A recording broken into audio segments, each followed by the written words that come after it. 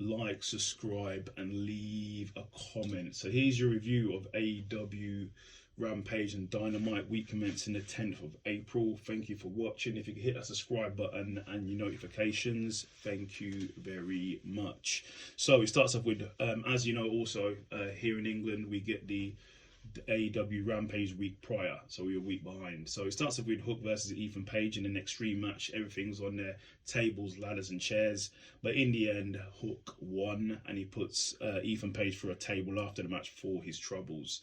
Then we have QTTV basically talking about the Lucha Brothers lining up potential opponents for Hobbs, so we'll see what happens there.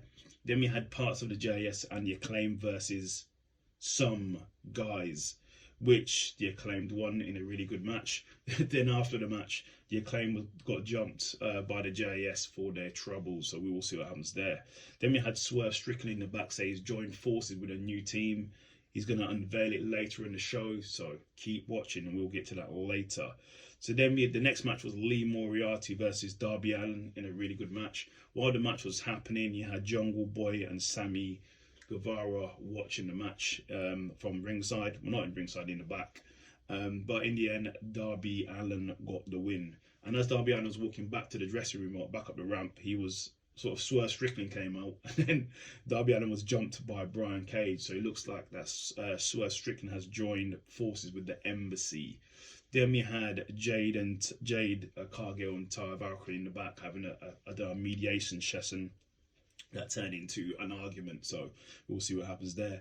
Then in the main event of the evening, it was Anna Jay versus Julia Hart in a really good match, which Julia Hart won, so go and watch if you haven't seen it. Then we go on to Dynamite. So Dynamite starts with Swerve versus Darby Allin. I actually thought Swerve would win this match. Swerve's been on a roll. He's building a lot of momentum with his different affiliates and different teams he's joining, but actually Darby actually beat Swerve, so congratulations to Darby. Then after the match, MJF comes out. He actually starts praising Darby Allin and states how they had a great match at one of the pay-per-views recently. But Darby Allin talks about he doesn't care about material things. He used all his wealth to get his family a house and retire his parents. But then MJF said the only thing he cares about is Triple B, his championship. And then while he was saying all that, he mentioned how Darby Allin, in so many words, is Sting's lackey. And while saying that, Sting basically comes out and says, keep talking, boy, the old Sting will come out. And also says that Darby Allin will be the champ. And then as MJF leaves, he spits in Darby Allin's face. Crazy. Then we had Hobbs versus some guy, which Hobbs wins. And then before he goes out there, so Hobbs has got this new car. He's sort of really happy about his car. After the match, Wardlow smashes the car to pieces, and then Wardlow and Hobbs get into a brawl on the stage. Then we had Orange Cassidy versus Buddy for the International Championship in a really good match, but in the end, Orange Cassidy wins. Orange Cassidy is on an absolute roll right now, so congratulations to Orange Cassidy. Then we saw a little clip with Christian Cage and Luchasaurus. I don't know who they're going to come and attack, but look like they're plotting and planning something, so we'll see what happens there. Then we had the best friends in an interview, said the best friends want titles. They've had no titles for a little while, so they're calling out everyone, basically. Then Ethan Page comes to the ring. He starts talking about how he's having a rough patch at the moment. Things not going well, but he wants answers from Matt Hardy in regards to the contract that he signed.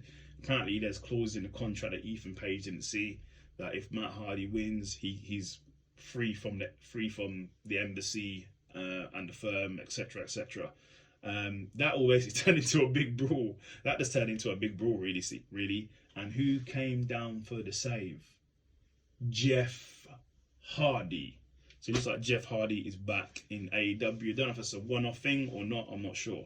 Then we have Kenny Omega talking about the damage of the attacks that had on the crew, the elite, and his manager's head was split open, and basically saying they should keep it in the ring, not outside the ring, and they're coming for the BCC, and he starts threatening the BCC, so we'll see what happens there.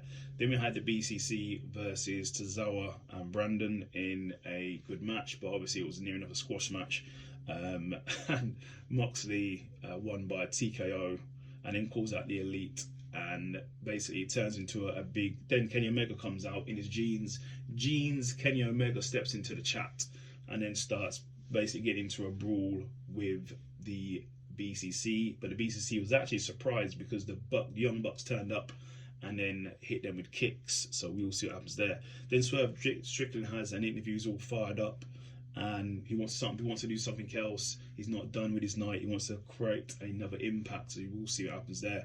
Then we have Sky Blue and Rio versus Ruby and Tony in a really good match, with Tony won.